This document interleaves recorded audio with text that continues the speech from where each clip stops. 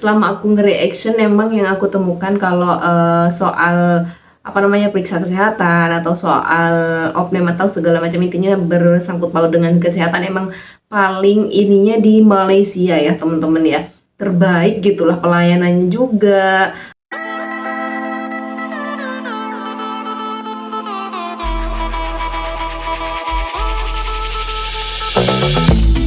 Malaysia itu menerapkan akreditasi internasional.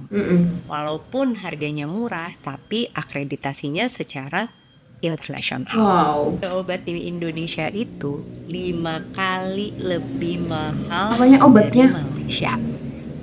5 kali ternyata pemirsa. Hai semuanya, kali ini di video ini aku mau share kenapa sih orang Indonesia itu pada berobat ke Malaysia. Dan ternyata ibuku salah satunya. Disclaimer dulu ya, video ini dibuat bukan untuk membandingkan negara kita dengan negara tetangga, enggak sama sekali. Tapi sebagai bahan pertimbangan bagaimana kita spend our money, our time, our effort untuk memilih bagaimana sih cara perawatan dan penyembuhan untuk kesehatan kita ataupun untuk keluarga yang kita sayang.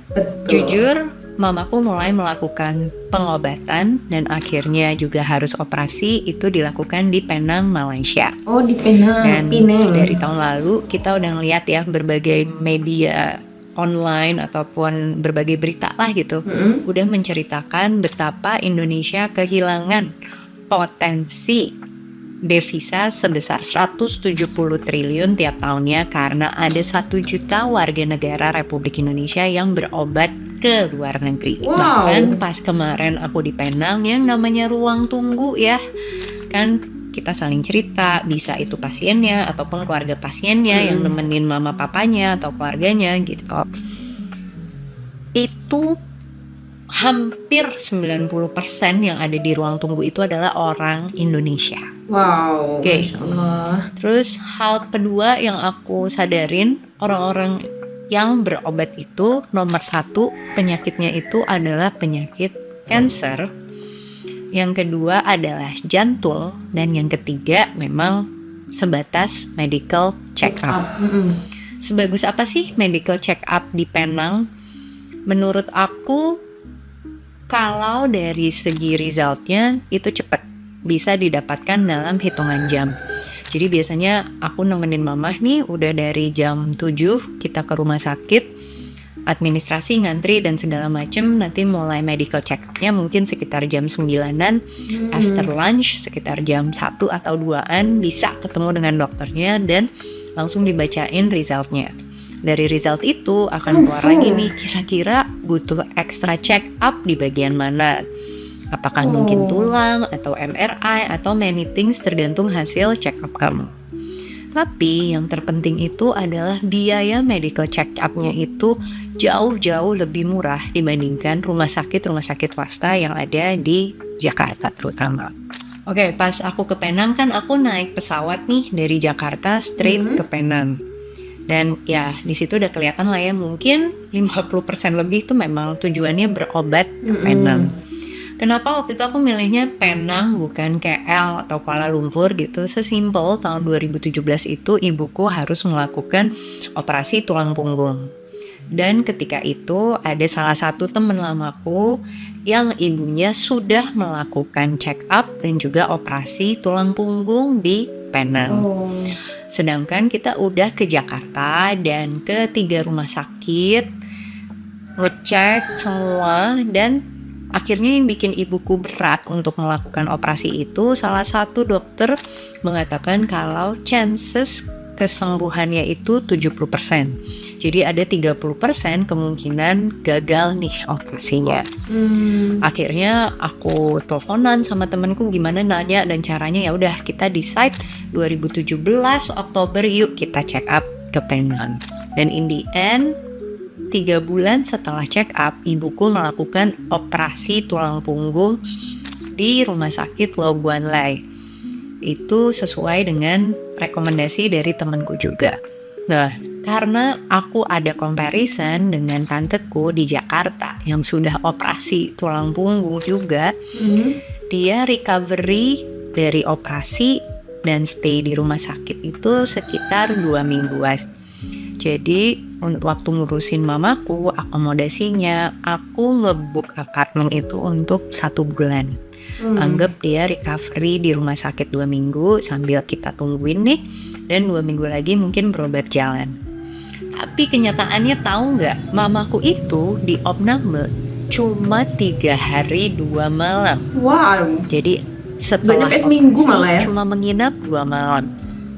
Dan pada akhirnya nih ya gitu, all costs berobat ke Penang, termasuk operasi, termasuk tiket aku, mama, dan kakakku, plus nyewa apartemen, plus makan dan segala macem, itu tetap hanya 1/4 biaya operasi di Jakarta. 1/4 loh, Masya Allah. Yes, kita save a lot.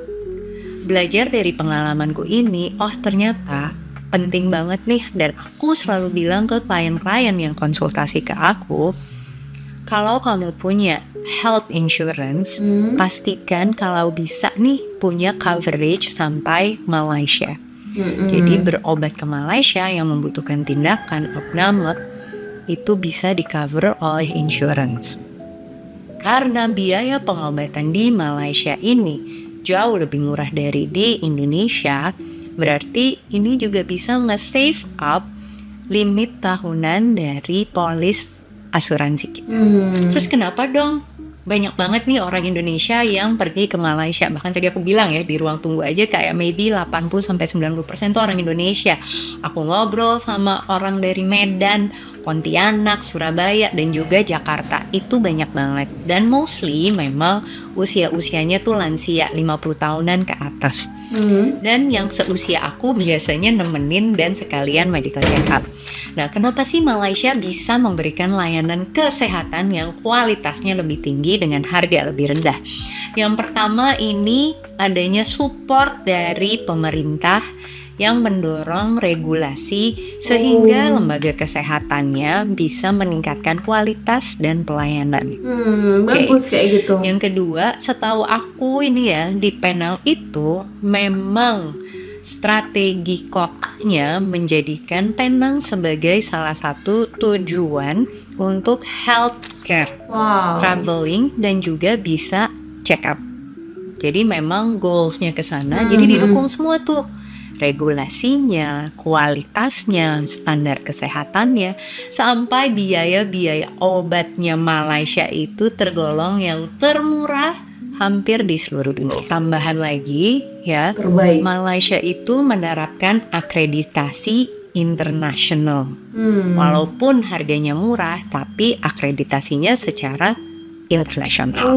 Masya Allah ya, meskipun udah internasional tapi tetap emang cuma masalah gitu harga harganya doang nih orang-orang pada pergi ke Malaysia. Nope. Jadi ternyata orang-orang Indonesia prefer ke Malaysia karena satu, mereka jujur, nih kita ambil demografinya yang memang menggunakan rumah sakit swasta non BPJS. Yang pertama, mereka punya uang, bisa bayar, tapi nggak puas dengan pelayanan kesehatan yang ada.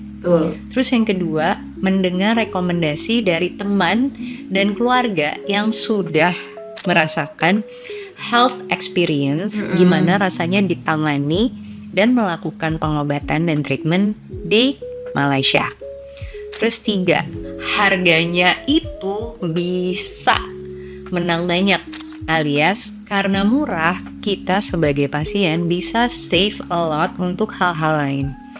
Dan yang keempat, jaraknya ini deket banget dan cukup 1 kali penerbangan, nggak usah transit, kamu bisa milih untuk di KL ataupun di Penang.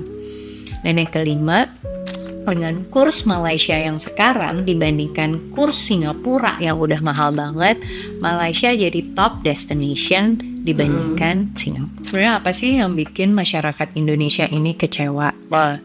Kalau dari data nih di CNBC Indonesia, Golden Line Ratio berdasarkan WHO idealnya adalah 1 dokter untuk 1.000 penduduk.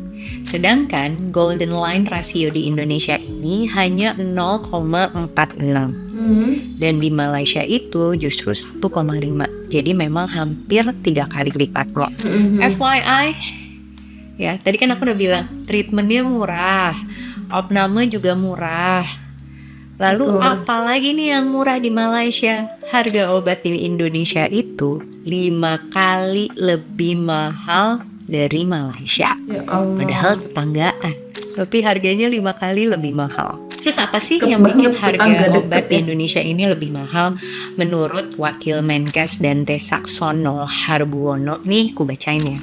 Ketergantungan impor atas obat-obatan paten membuat harga di Indonesia lebih mahal dibandingkan di Singapura dan Malaysia.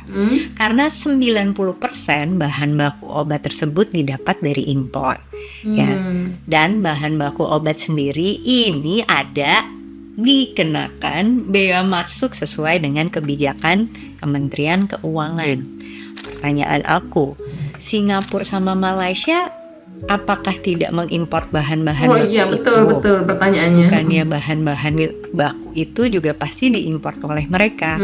Nah, tapi balik lagi nih, di awal video juga aku bilang adanya government support yang untuk menjadikan strategi health tourism destination untuk Malaysia itu sendiri, mempermudah gimana ekosistem kesehatan di Malaysia itu bisa jauh lebih maju. Berdasarkan Healthcare Index by Country 2024, ternyata peringkat Indonesia itu ada di peringkat 58, sedangkan Malaysia ada di peringkat 29 dan Singapura ada di peringkat 24. Lebih baik kita studi banding juga kali ya, apa sih yang seharusnya kita terapkan dari negara-negara tetangga kita terkait healthcare system. Sebenarnya kita juga bisa melihat langsung nih, karena udah ada report langsung dari Metro TV tentang data perbandingan harga obat di Indonesia versus di Malaysia. Yang penyebabnya adalah 90% bahan baku masih impor. Impor buat obat pun dikenain bea cukai masuk. Terus yang kedua, teknologi memproduksi obat kita ini ketinggalan nih. Jadi masih butuh banyak improvement. Yang ketiga, tenaga ahlinya kurang. Dan yang keempat, perusahaan produsen obat di Indonesia belum kuat. Pertanyaan aku nih ya, kenapa dong perusahaan-perusahaan obat dari luar negeri ini nggak mau ya untuk berinvestasi di Indonesia? Padahal katanya kita punya bonus demografi yang mungkin bisa menjadi konsumen obat sebanyak 280 juta penduduk. Apalagi yang bikin mahal terkait kesehatan, karena alat-alat kesehatan masuk dalam kategori pajak barang mewah. Akibat pajak, alat kesehatan masuk ke dalam kategori pajak barang mewah. Sehingga ongkos berobat pasien sebagai konsumen dikenakan beban tarif 50% hingga 50% lebih besar daripada tarif seharusnya. Kalau health itu segitu preciousnya, padahal bukannya kesehatan itu adalah hak segala warga negara ya, kok malah dikategorikan barang mewah sih? Sekali lagi ya, ini sih buat pilihan kamu aja. Toh uang kamu mau berobat di mana, it's up to you. Dan kesehatan juga menjadi tanggung jawab kamu. Tapi pengennya dong sebagai warga negara kita sadar dengan apa nih sistem kesehatan yang dimiliki oleh negara-negara tetangga kita. Yuk kita cek. Nah, kalau di Thailand sendiri ini punya yang namanya Universal Health Coverage Scheme. Berlaku untuk pegawai sipil, pegawai swasta, dan di luar kedua kelompok tersebut. Sudah menjangkau 100% warga Thailand sejak 2011. The good news-nya adalah pemerintah tidak mengungut premi alias biaya sama sekali untuk program ini. Yang kedua adalah negara Singapura. Singapura punya program yang dijalankan kolaborasi pemerintah dan swasta. Ada kelas-kelasnya dari A, B1, B2, sampai C berdasarkan fasilitas dan jumlah ranjang dalam ruangan. Nah, kalau di Singapura memiliki program proteksi kesehatan seperti MediSave, MediShield, MediFund, ElderShield. Ini ada kontribusi dari masyarakatnya juga untuk membayar. Ada yang 20% dari pendapatan, ada yang ya tergantung lah ya. Di Malaysia sendiri ada program kesehatan yang namanya MySalam. Memang program ini dikhususkan untuk para warga negaranya yang berusia 18 sampai 65 tahun dengan pendapatan tahunan sekitar Malaysian Ringgit 24.000 atau 82 juta per tahun. Nah, mereka-mereka ini bisa mendapatkan layanan gratis sebesar 8.000 ringgit ataupun 27 juta. Good newsnya adalah pelayanan ini juga mengcover 45 penyakit. Nah, ini video benar-benar untuk bahan pertimbangan kamu yang ingin melakukan medical check-up, medical treatment, ataupun mendapatkan second opinion. Betul. Because your money matters. Goodbye. Sampai jumpa di video selanjutnya. Siap, oke. Terima kasih sudah membagikan ya ke Alia Natasha.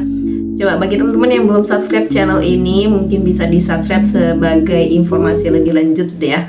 Karena beliau ini sering sharing-sharing seputar informasi yang emang bener-bener daging gitu ya isinya. Jadi memang selama aku nge-reaction memang yang aku temukan kalau soal periksa kesehatan atau soal opname atau segala macam intinya bersangkut paut dengan kesehatan emang paling ininya di Malaysia ya teman-teman ya. Terbaik gitulah pelayanannya juga, kualitas dari obat-obatannya juga, dan juga tentunya dengan harga ya teman-teman ya. Karena katanya Mbak Alia tadi ini kita bisa nabung lagi untuk kebutuhan-kebutuhan lain gitu kan masih banyak lagi kebutuhan-kebutuhan yang lainnya ya teman-teman ya, bisa kita sisihkan. Atau juga di Malaysia ini kualitas pelayanannya emang bagus, emang yang aku lihat daripada pengalaman-pengalaman yang aku reaction ini ya teman-teman ya, merupakan emang kayak pilihan nomor 1 gitu loh ya. Mending berobat ke Malaysia gitu daripada di negara sendiri, karena ya itu tadi, dari harga, dari kualitas, dari penanganannya itu segala macam pokoknya ya teman-teman ya. Coba teman-teman di sini yang mungkin nonton video ini pernah berobat di Malaysia bisa di-sharing di kolom komentar ya teman-teman ya.